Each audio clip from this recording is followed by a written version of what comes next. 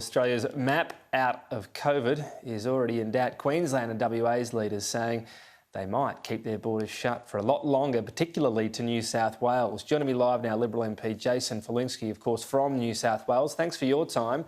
This roadmap out, if states don't agree, it's not much of a map. It's in serious doubt right now, isn't it? It absolutely is, Tom, and that's why I think National Cabinet should drop the second part of the plan, which is that a 70% national average. I think as states reach 70%, they should be allowed to free their people and allow the people in those states to get back to where their normal lives, because the real cost of this lockdown is not just economic. In fact, it's mainly a human cost. It's children not being at school, it's families being kept apart, people from work, and good businesses going bad. This is not good for anyone, and to have two states holding the rest of the nation to ransom is not appropriate and should not be allowed to continue. So what you're saying is that New South Wales at 70% vaccination, double dose rate, would essentially open up because they're not going to be allowed into a lot of other states anyway. Is that specifically what you're proposing? Well, not just New South Wales, any state, frankly. I mean, if Mark McGowan wants to turn Western Australia into the kingdom of Narnia, that's completely up to him and his 100-year winter. But the fact is, the rest of Australia, when they are able to get to that 70%, those states, those people in those states should be allowed to get back to their normal lives so that families can come back together again, good businesses can get back to business, children can go back to school, the mental health problems that this is creating can be alleviated, and our nation can go back to being whole again. 70% under the Doherty modelling creates a lot more cases, a lot more strain on hospitals and a lot more deaths as well, doesn't it?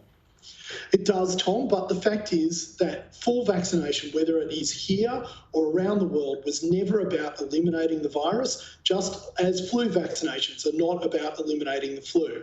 They're about allowing us to live with this virus. It was not about elimination. The premiers of Queensland and Western Australia, and I think there needs to be a lot more questions asked of them of why their vaccine rollouts are so slow, why they have fallen behind the other parts of this nation, and why it is that they are not trying to get their communities back to normal. That's really the question that should be asked here, because our nation was built to be whole, not to be separate.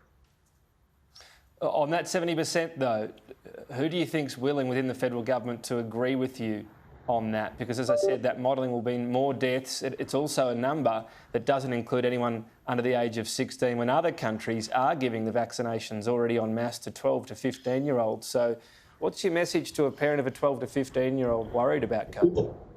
Well, Tom, that's a really good question, and I'm very concerned about that. And as you know, the TGA has now approved vaccinations for 12 to 15-year-olds, but once again, ATAGI is lagging in its advice to government, and it is probably time that ATAGI actually gave that advice and we could get on with the job of vaccinating 12 to 15-year-olds. I think that is critical. But the truth of the matter is, when you go back to this vaccinating Australians was about letting us get back to normal life and being able to live with the virus. Otherwise, people who make the other argument are making the argument for permanent lockdowns, and they should be honest enough to say that.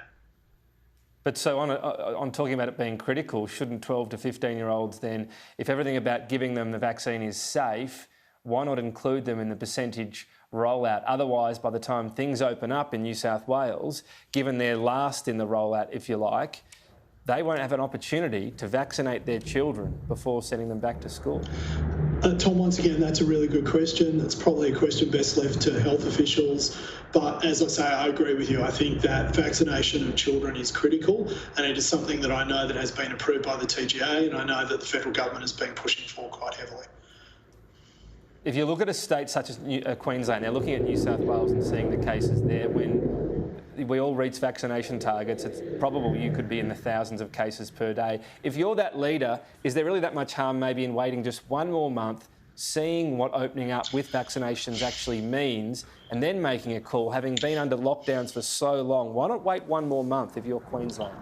Sure, one more month. I mean, Victoria, South Australia and Tasmania, the ACT, are roughly at the current run rate, will probably be a month or two behind New South Wales. But what the Kingdom of Narnia and what Queensland are talking about is 5-6 months of being locked down. And furthermore, Mark McGowan is suggesting that the rest of Australia should wait for him to catch up. That's not right, Tom. We've got to leave it there, a bit short on time, but I appreciate your time. Jason Falinski, thank you. Thanks, Tom.